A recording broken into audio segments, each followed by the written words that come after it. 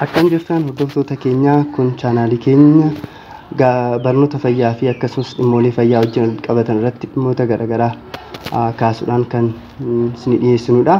Egaa an Dr. Haaromsaa Zaruun jedhama. Har'as mata duree tokko qabadhee isin dhiyeesseera.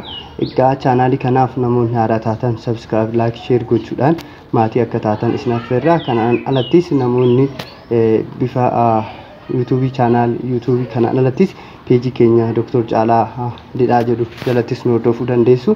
Akkasumas fi gaafilee fi yaadolee qabdan page keenya Facebook fi akkasumas channel YouTube keenya kana jalattis comment nu gochuu dandeessina.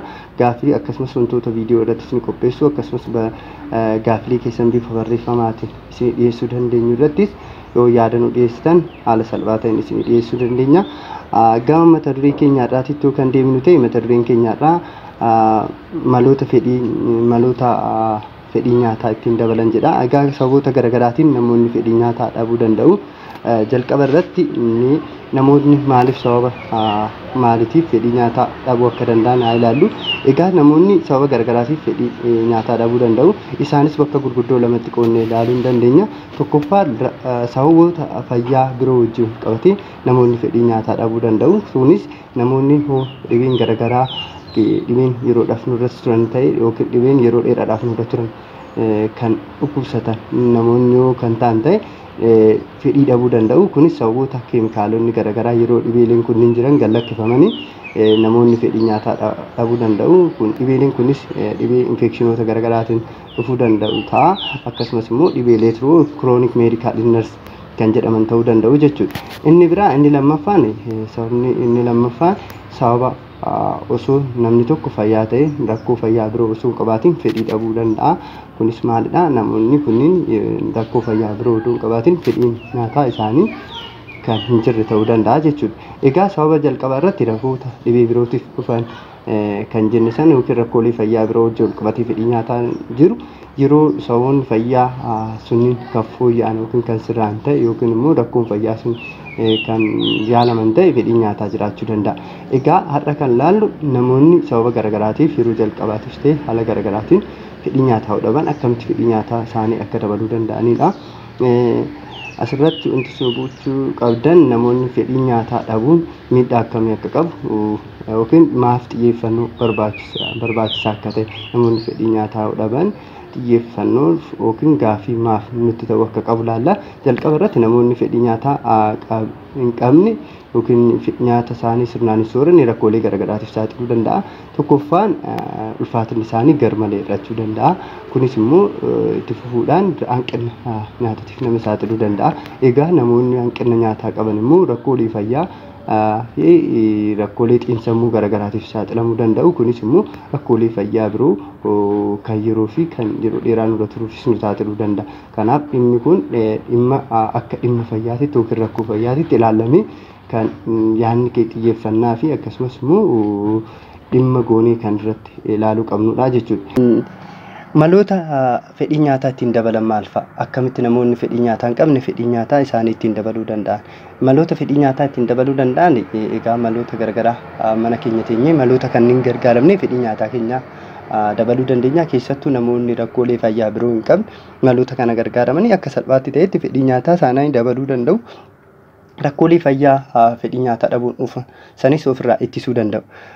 Akkamitti kan jedhu maloonni kunniin maali kan jedhu ilaallu tokkoffaan namoonni fedhii nyaataa hin qabne qabxiin tokkoffaan nyaata xixiqqeessanii yeroo hedduu nyaachuu. Namoonni kanaan dura nyaata al 3 nyaanna yookiin al 4 nyaanna ta'e guyyaatti yeroo fedhii nyaataa dhabamutti al 5 al 6 goonee adda qoqqoonnee nyaata xixiqqeessinee yeroo hedduu nyaachuu. Kanas immoo boodarra akkuma fedhii nyaataa keenya dhufaa deemuun nyaata kana kan haala kanaan dura nyaannutti deebisuu hin dandeenya jechuudha gara 3-4tti jechuudha. Inni lammaffaan nyaata yeroo nyaannu hiriyaa fi akkasumas maatii keenya wajjin nyaachuu baay'annee nyaachuu. Yeroo nyaannus haala nyaataa isaan si'aa gochuu haala mijataa taasisuu taphachaa wanta garagaraa kaasaa dhimma garagaraatti taasaa haala namatti toluun nyaata keenya kan nyaanne ta'e fedhii nyaataa dabaluudha. Yommuu kophaa kan jiraannu ta'e yeroo garagaraa wantoota nama hawwatu viidiyoowwan garagaraa TV garagaraa laalaa yeroo kanattis immoo fedhii nyaataa keenya karaa kanaanis dabaluu danda'a jechuudha. Kunniinis maalidhaa fedhii nyaata gochaawwan kunniin fedhii nyaataa yaada keenya waan hataniif waan nyaannu nutti fakkaatu osoo hin beekin nyaata baay'ee nyaachuu dandeenya jechuudha. Isa kana inni kunis karaa tokko jechuudha. Inni sadaffaan nyaata yeroo dhiyeessan nyaata qopheessanii namaaf dhiyeessan meeshaa guddaatti dhiyeessu, meeshaa bal'aa ta'etti dhiyeessu. Kunis maalidhaa nyaanni achirra jiru sun xiqqaa ta'ee ija keenyatti waan mul'atuuf nyaanni sun xiqqaa ta'ee ija keenyatti mul'ata. Akkuma mul'atu immoo maalidhaa nyaanni sun akka waan hin qumsan ta'ee waan nutti mul'atuuf nyaata san nyaata baay'ee nyaachuu dandeenya jechuudha. Nyaata san haala baay'eedhaan nyaachuu dandeenya. Inni biraa arfaffaan nyaata yeroo nyaannu yeroo dhaabbataa yookiin sa'aatii wal fakkaataa nyaachuu. Yeroo ganama ciree keenya nyaannu sa'aatii lamatti yookiin sa'aatii tokkotti nyaanna yoo ta'e yeroo hundumaa sa'aatii tokkotti nyaanna ta'e keessi keenya sun sa'aatii san beekee nu beelli waan nutti dhagahamuuf nyaatni sun fedhii nyaataa keenya jijjiiramaan deemu dhaabbataadha. Yeroo sanatti beelli nutti dhagahama. Fedhii nyaataa keenya waan hin jijjiiramneef kunis maloota fedhii nyaataa ittiin dabalan keessaa tokko jechuudha. Inni biraa inni shanaffaan nyaata ciree keenya dhiisuu dhaabuu qabna. Namoonni saboota garaagaraatiin ciree isaanii nyaachuu dhiisuu yookiin dabarsuu danda'u yookiin immoo yeroo isaanii ciree isaanii ganama nyaatanii gara sa'aatii laaqanaatti dabarsuu danda'u. Kuni dhaatan akkuma deemaa deemuun fedhii nyaataa keenya hir'isuu waan danda'uuf kana gochuu hin qabnu. Fedhii yoo ganama kaane ciree keenya haala wal fakkaataan yeroo wal fakkaataadhaan yeroo hundumaa nyaachuu qabna. Inni ja'affaan nyaata fedhii nyaataa yoo kan hin qabne ta'e yeroo fedhii nyaataa kan hin qabne ta'e nyaata dhangaalee garaagaraatiin kuufaman bifa dhangala'aa ta'e fayyadamu, bifa cuunfaa ta'e fayyadamu. Nyaanni kunniin fedhii nyaataa keenya dabaluu danda'uu fi akkasumas immoo dhangaalee nyaataa barbaachisan haala salphaa ta'eef nuuf dhiyeessuu waan danda'aniif nyaata kanneen yoo nyaata jajjaboo yookiin kanneen kan nuuf hin mijanne yoo ta'e nyaata kana akkasitti nyaachuu ni dandeenya jechuudha.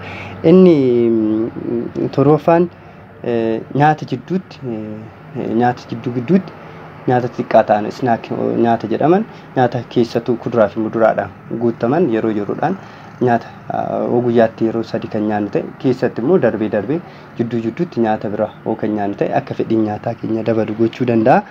Inni 8ffaan nyaata nutti tolu baay'isanii nyaachuu. Fakkeenyaaf nyaanni tokko kan nu jibbisiisu ta'e immoo nyaanni tokko kan nutti tolan yoo ta'e keessattuu nyaata nutti tolan kan dhangaalee garaagaraatiin badhaadhan yoo ta'e nyaata sanoo kan naannoo ta'e fedhii nyaataa keenya dabaluu danda'a.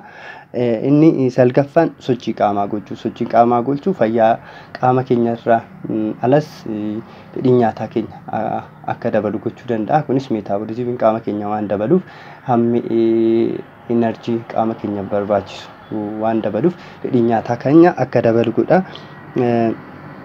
Inni 10ffaan yeroo nyaata nyaachuuf qophoofne jidduutti akkuma nyaata nyaachuuf jennutti bishaan dhuguu hin qabnu. Keessattuu daqiiqaa 30 yeroo nyaataaf nyaachuuf qabnu bishaan dhuguu hin qabnu. Kunis bishaan sun garaacha keenya waan